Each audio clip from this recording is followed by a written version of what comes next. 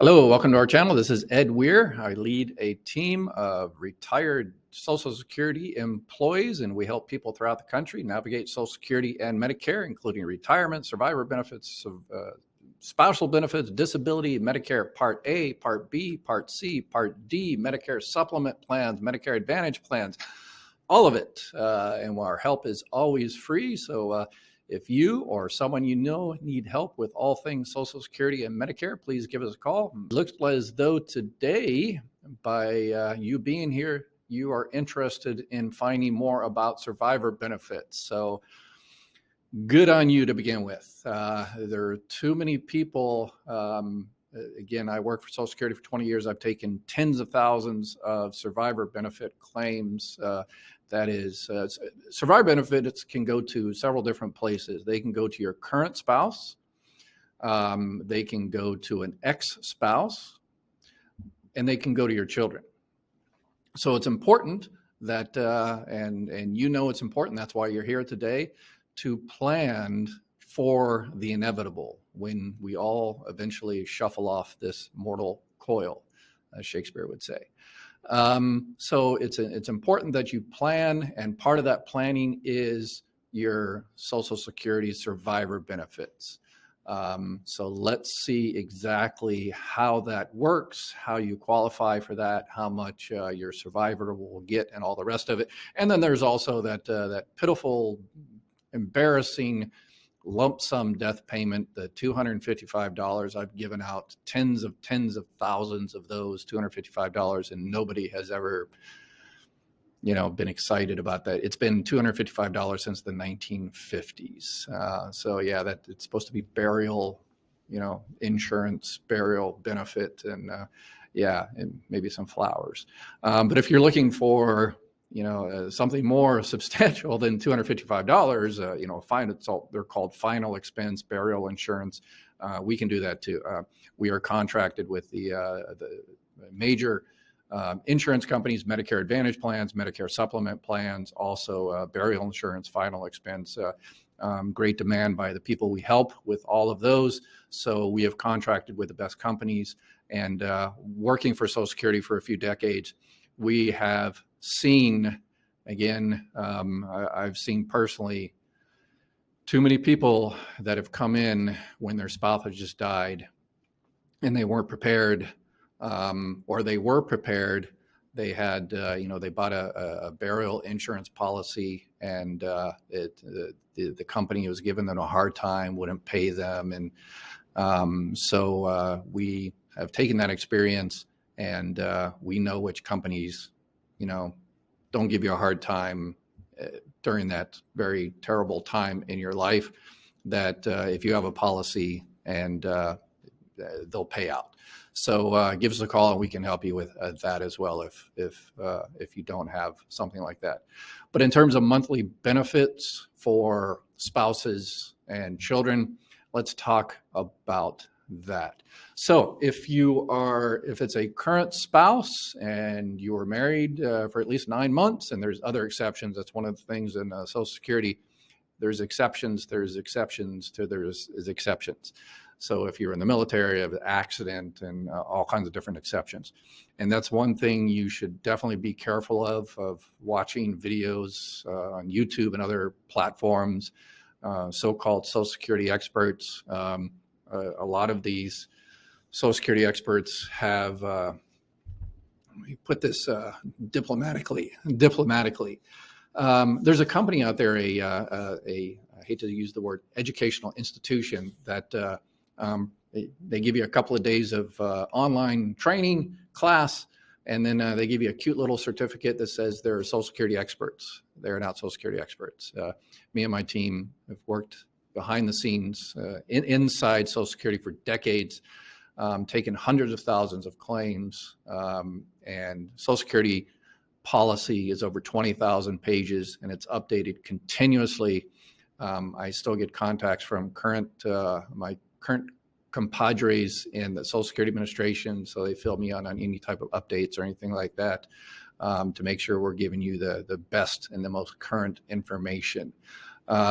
So make sure you call the Social Security Administration if you want direct information, or give us a call. But please be careful, with these so-called Social Security experts online and different places.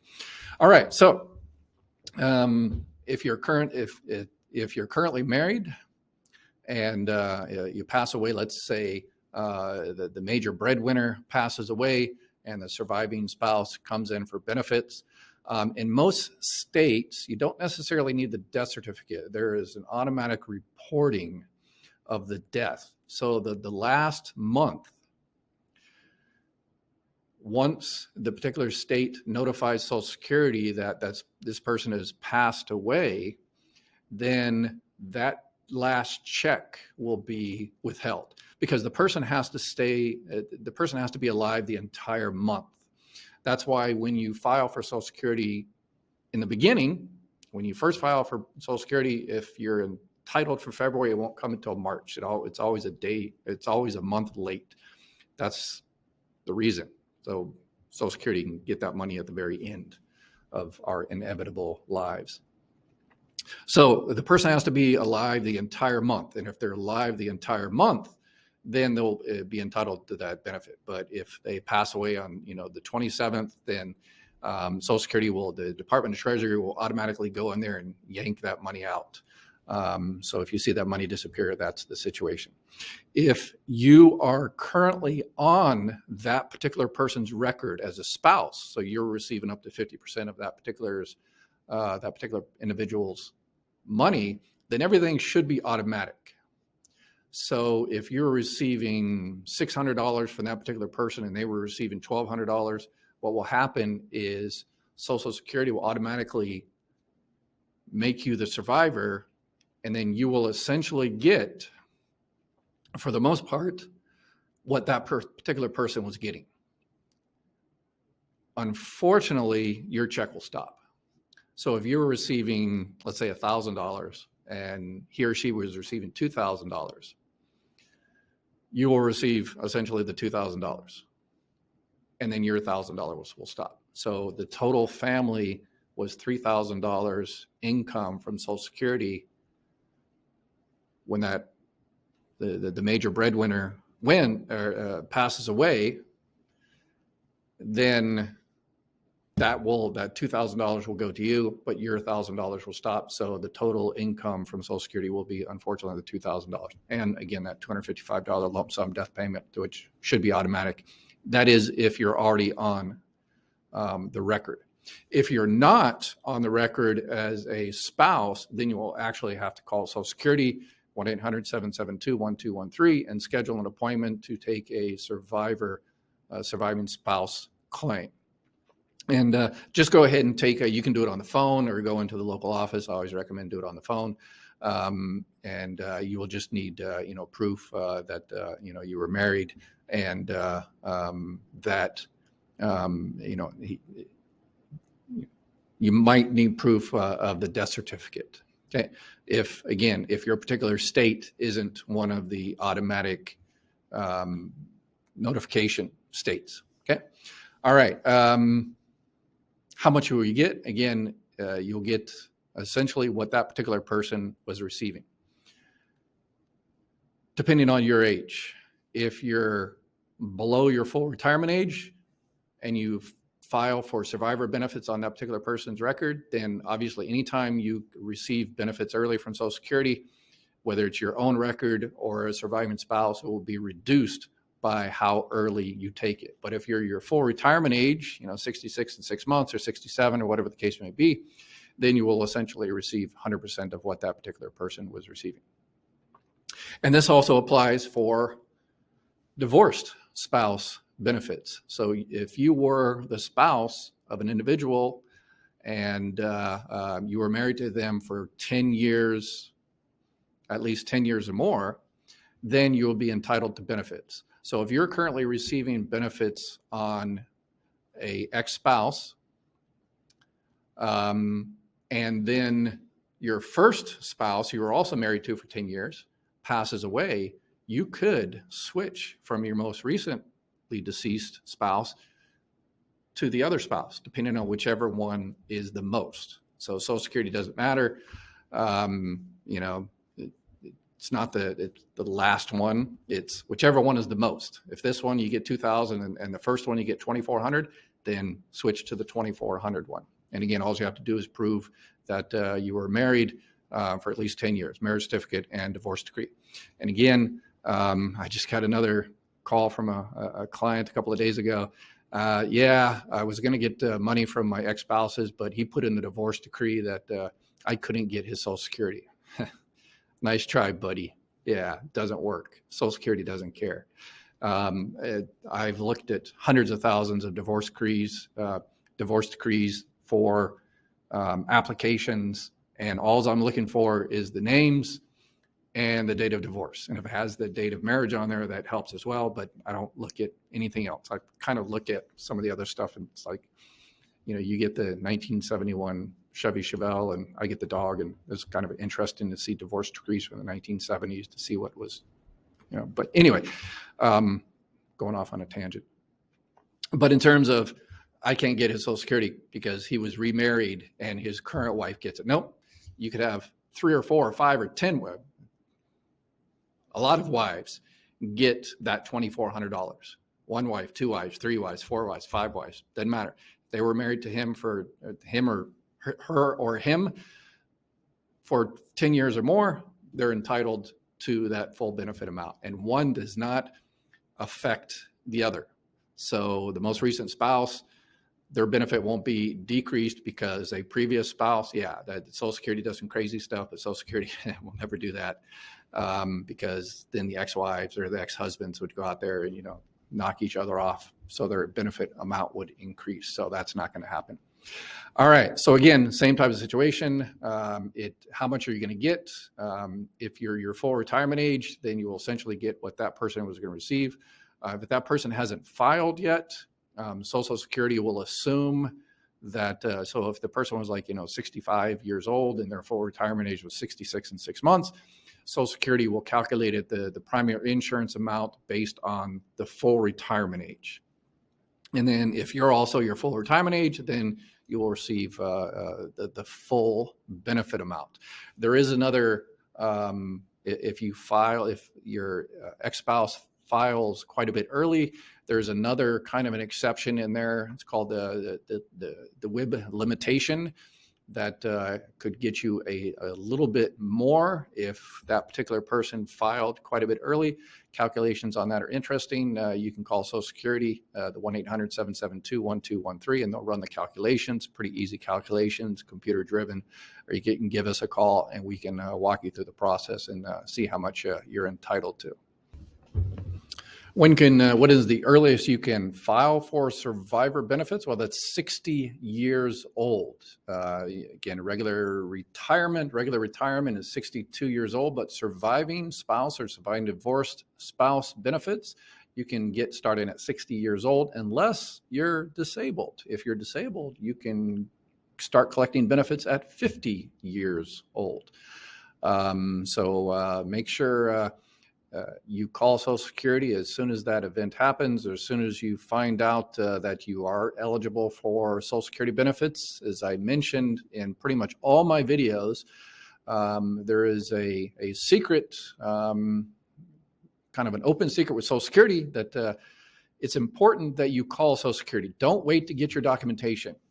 Call Social Security immediately and then set up an appointment and then go get your documentation. Because the month you set up your appointment, you're protected for that particular month. So Social Security, if it takes you 2 months to get your documentation, you're not out those 2 months. You've called 2 months prior and set up an appointment, and if it takes you 2 months to get your documentation, that's fine. You'll still get those 2 months of back pay. So it's important. Call Social Security first, get documentation later. Okay, and then the Social Security employee, if they're good, they should help you get that documentation and tell you to call and how much it's going to cost. If you're receiving SSI, which is the supplemental security income, Social Security will actually, they just might request that divorce or marriage certificate for you so you can become entitled to those benefits, and so you wouldn't have to pay, okay? All right. What about children? Children can get survivor benefits as well. Children under the age 18, or if you're in high school, up until basically 19 in a few months. If the benefits will automatically stop at 18 years old, all you have to do then is get a form from Social Security to take down to the particular high school, and your high school will confirm, yeah, this person is over 18, but they're still in high school, and then the benefits will continue until they graduate high school. No longer any benefits in college and stuff. That ended quite a while ago. So if the benefit amount is $2,000, then the child will be entitled to a portion of those benefits, and they have what's called the family max. So there's a maximum amount that a family can receive, and it depends on the particular work history of the person that passed away. So what usually happens if one child is getting, if you have 3 children and they're getting, let's say, to make it easy, they're getting $500 each, so $1,500 total, because the family max is, say, $1,500. And then one child, the benefits stop because they graduate high school. Then what happens is the $1,500 is now divided by 2, so each child gets more. And then when that child goes off, then that final child will get the $1,500. If it depends on what the benefit amount for each child is. And if so it gets a little complicated with exactly how much the benefit is, and how much the family max is. But those benefits go all the way to 18 years old. And again, all you have to do is call Social Security, set up an appointment, get all the documentation down, the birth certificates for the kids, your ID. You can actually get benefits as a surviving spouse. If you're 30, 40, 50 years old, if your significant other passes away, if you're going to stay home and essentially provide what's called child in care, taking care of that child because they're young, you can actually receive an equal amount of benefits as the others as well, up into a certain age when that child turns 16. Okay. So the important thing is, if any of that happens, call Social Security immediately, set up an appointment, and then when you call and set up the appointment, then the person at Social Security that you talk to will give you kind of a quick rundown of the documentation you will need at that time. So you don't need to remember anything right now if that event ever happens. Just call Social Security, 800-772-1213. Tell them what you need to file for. They will give you an outline of what type of documentation you need and set you up an appointment. And the claims specialist at Social Security hopefully will do an outstanding job, as 99% of Social Security employees do, and they will take care of you and show you the compassion and the customer service, which 99% of Social Security employees do. It's a tough job. It's a thankless job. These are the tough ones. Anytime you see on the news some young mother or father tragically dies in a house fire, or, car accident, or, cancer, or whatever the case may be, and they have children within a week or so, those people go into the Social Security Administration, and that employee has also saw probably that tragedy in the news. And now they're having to, help that family out. And again, 99% of the Social Security employees do a great job doing that. So if you go into Social Security Administration and the person helping you out looks kind of blue and down and depressed and stuff like that, that person might have just taken care of that young family with 3 kids who lost their parent. So give them a little break. So there's my 2 cents. All right, but if so, this is great. Thank you very much for planning. for your significant other to make sure they're protected and taken care of when the inevitable happens. Survivor benefits, lump sum. Again, if you are looking for any type of other burial insurance, final expense, or anything like that, you need help with Medicare Part A, Part B, Part C, Part D. And I would highly recommend you watch this video. We know where all the mistakes Social Security makes. If you're not receiving Social Security benefits yet, please share this video wherever it is. Please share this video with a friend, relative, next door neighbor, and have them go through the 10 different steps to make sure their Social Security check is correct.